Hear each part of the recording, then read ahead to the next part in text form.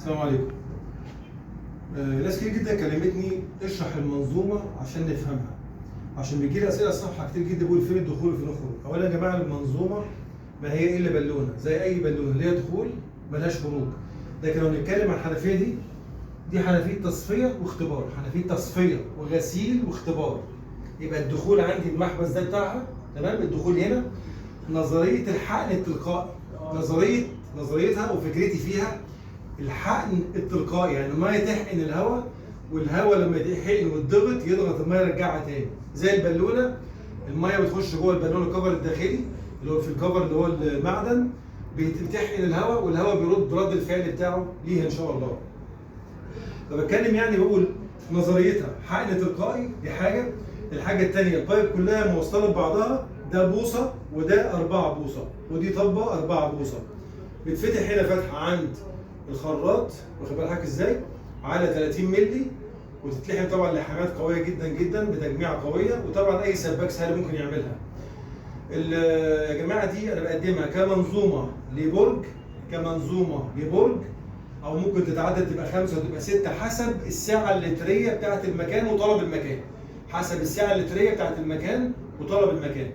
دي لو عندي مثلا شقه واحده دور ارضي او دور تاني او دور تالت بالكتير، بتركب على موتور واحد بس، نص حصان او حصان على اقصى حاجه حصان واحد لشقه واحده مش اكتر. دي طبعا ما بتبقاش الحجم ده كده، تبقى برضه ايه بايب متر، يعني ده طوله متر، ده قطر 4 بوص زي ما قلنا قبل كده، تمام؟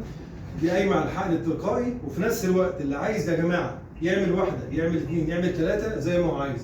اللي عايز يطور فيها هو حر، تمام؟ لكن دي بقى الفكره يا جماعه ليه اللي عايز يطور القصه، علشان نخلص من الصدى السائل اللي جوه البالونه ومشاكل البالونه. كل شويه كفر يضرب، كل شويه المعدن يضرب، كل شويه مسمار يفوت، كل شويه عايزين ننفخها عند بتاع الكاوتش.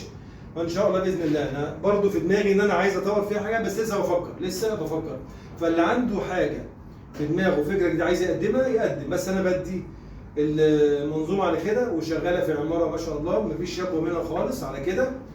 الناس ما بيشتكوش نهائي من الضغط، ظبطت الضغط بتاعها بتاع المنظومه الاوتوماتيك على المنظومه بحيث تعمل توازن، وفتره الفصل تبقى اقل شويه زي الفلوماك، بس مش زي الفلوماك طبعا، اعلى من الفلوماك.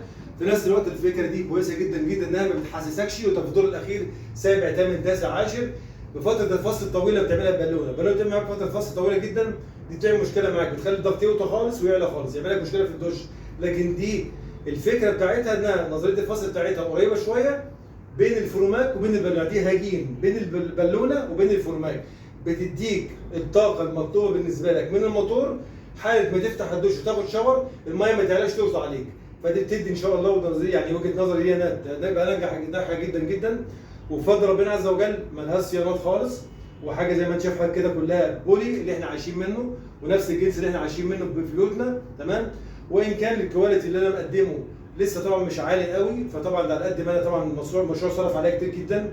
وبتمنى ان في شركه يعني تتبنى الموضوع معايا وتقول لي في وجهه نظرك فيها ايه او اختيارك ايه او كده، او حد عايز يشترك معايا في الفكره زي ما هو عايز. وربنا يسهل كده وتنجح لبلدنا، وانا عايز خير لبلدنا كلها ان شاء الله.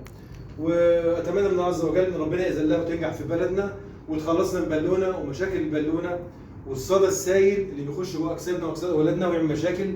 وربنا يبارك لنا ويبارك لكم ان شاء الله، ومشروع يتمنى ينجح في مصر، واتمنى اخدم بلدي، وربنا يبارك لكم ان شاء الله. واي حد عنده استفسار يتفضل يسالني على الصفحه، والموضوع سهل جدا جدا، ده دخول ملهاش خروج زي اي بالونه، ودي حنفيه غسيل وتصفيه واختبار فقط لا غير، تمام؟ زي الجزء الثاني ان شاء الله. وارجو انكم تفيدوكم ان شاء الله، والسلام عليكم ورحمه الله وبركاته.